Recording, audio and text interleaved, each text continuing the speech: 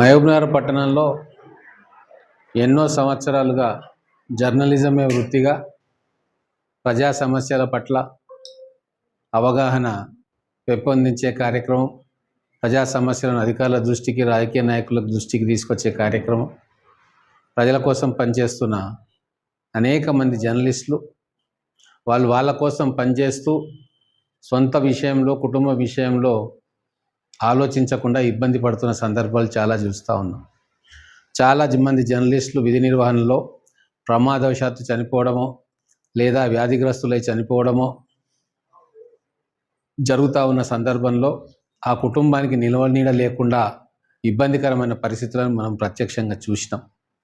అందుకే జర్నలిస్టుల బాధలు అర్థం చేసుకొని మన వంతు సహాయంగా మనం కూడా ఏదో ఒకటి వాళ్ళకు చేయాలి, వాళ్ళలో కూడా ఆత్మస్థైర్యాన్ని అలాగే ఐక్యతను పెంపొందించాలి అని చెప్పి వాళ్ళ సంక్షేమ సంఘం ఒక నిధిని ఏర్పాటు చేసుకోండి, దానికి నేను ₹1,00,000 ప్రతి నెల కూడా ఇస్తాను అని చెప్పడంతో వాళ్ళందరూ కూడా అందరినీ సంప్రదించి ఒక 15 మందితోటి జర్నలిస్ట్ సంక్షేమ పాలమూరు జర్నలిస్ట్ సంక్షేమ సంఘం అని పేరు పెట్టి ఒక సంస్థను ఏర్పాటు చేసి దానికి ఒక బ్యాంక్ అకౌంట్ని ఏర్పాటు చేసుకొని అధ్యక్షులుగా వాకిటి అశోక్ కుమార్, కార్యదర్శిగా మల్లు మసూదన్ రెడ్డి, కోశాధికారిగా రఘు, అలాగే ముఖ్య సలహాదారులు, ఉపాధ్యక్షులు, సహాయ కార్యదర్శి, కార్యవర్గ సభ్యులు అని చెప్పి ఒక ఫుల్ ఫ్లెజ్డ్ టీంని 15 మందితోటి వేసుకున్నారు.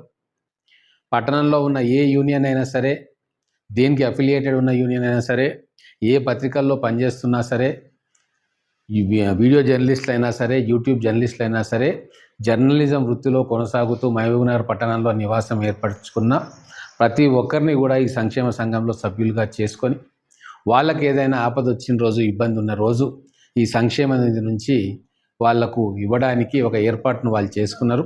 సో దానికి మొట్టమొదటగా ఈ ఉగాది పర్వదినాన ₹1,00,000 చెక్కును కూడా నేను ఇవ్వడం జరుగుతూ ఉంది. గతంలో కూడా నేను చెప్పిన నాకు వచ్చే జీతంలో ₹1,00,000 విద్యానిధికి ఇస్తా అని చెప్పి అది కంటిన్యూ అవుతూ ఉంది. అలాగే ఇక్కడ జర్నలిస్టులు కూడా మాతో పాటు ప్రజా సంక్షేమం కోసం పనిచేస్తారు కాబట్టి 24 గంటలు వాళ్ళు ఫీల్డ్లోనే ఉంటారు. కాబట్టి వాళ్ళకు కూడా ప్రతి నెల ఈ టర్మ్ అయ్యేంత వరకు ₹1,00,000 ఆ సంక్షేమ నిధికి నేను ఇస్తూ ఉన్నా.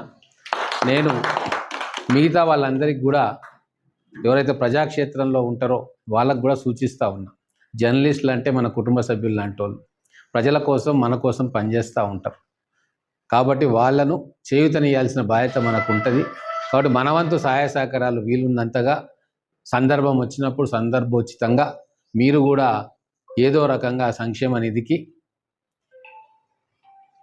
ఏదో ఒక రూపంలో ఇస్తే ఖచ్చితంగా అది జర్నలిస్టుల సంక్షేమానికి ఉపయోగపడుతుంది. దీంట్లో ఎటువంటి రాజకీయాలు లేవు, ఎటువంటి స్వార్థం లేదు. జర్నలిస్ట్ సోదరుల బాధాకరమైన పరిస్థితులను చూసి మాత్రమే ఇది ఒక మంచి నిర్ణయం, ఇది ఇట్లా పోతే బాగుంటుందన్న ఆలోచన ఈరోజు అందరు కలిసి దాన్ని మొట్టమొదటిసారిగా ఒక సంక్షేమ సంఘాన్ని కూడా ఏర్పరచుకున్నారు. దీనితోటి జర్నలిస్టులు అందరిలో కూడా ఐక్యత రావాలని చెప్పి నేను కోరుకుంటా ఉన్నాను. సంఘాలు ఏదున్నా సరే, భావజాలం ఏదున్నా సరే, అఫిలియేషన్స్ ఏమున్నా సరే, జర్నలిస్టులు అందరూ కలిసి ఒక కుటుంబం లాగా ఉండాలి.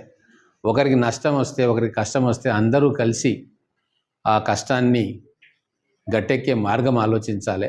వాళ్ళలో వాళ్ళు అనైక్యతతో ఉంటే ప్రజల్లో చులకన అవుతారు.